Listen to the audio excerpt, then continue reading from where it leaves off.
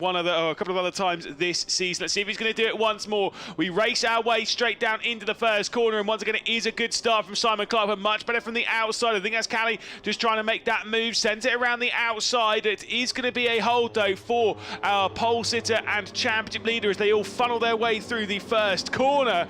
All nice and clean as they head down the hill. Big lead already for Simon Clark as we go two abreast in the background as well, trying to find their way single file. Big moment there as well as they just trying to catch the car as we hit the bottom of the hill and then begin this rise up out of the old hairpin towards the likes of McLean's and Coppice. A couple of cars. And it will be Khan at the moment hanging on to third in class, the final step at the podium in that AM category. There is your battle for the race lead in the AM category. Of course, the pink-wheeled car there of Callender is the driver that's hanging on to that race lead at present. And the car that's just made the move to the inside, that is the #1 of Simpson that I said will probably find their way past these cars pretty quickly. Bit of a lock-up there from Callender heading into the penultimate corner of the racetrack, and I've got to say Steve Clark will be closing their way back in to try and potentially find a move, and at the moment probably not going to be the easiest one for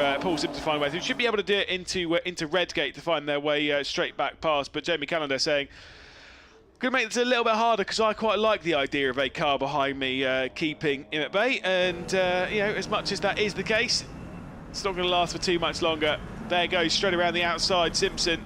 Got to be careful though. That car's already had a spin coming down the Craner curves in the recent past. Don't want to make that 2 from 2 as we head down Hollywood and then into the Craner curve. So the position switch sees Simpson up into 12th position, back down to 13th, but still in the race lead of the AM category is Jamie Callender, leading that one from Steve Clark. And then a little way back is this battle for third position, which has seen Angus Archer come through into third position in the AM category. A bit of a switch behind all that, but Angus Archer's done a great job then to 15th position, getting ahead of Khan and Wilkinson at the end of the previous lap. We didn't quite see that one, but that must have been very impressive. Maybe the two focus too much on each other. And through, of course, goes Angus Archer into third spot. Chance of getting first or second, though, a little bit too far down the road because that's where this battle is that we can see. So Paul Simpson, the first of those cars to work their way through into the Fogarty S. That one's not for position in category, just for 12th overall. Basically the last of the top category cars. Obviously Seagrave is the lowest of those, but currently a little bit further down the order. Slow exit though coming in from Simpson. And once again, those two leaders in the AM category are keeping close company as we've got 9 minutes left to go in this race.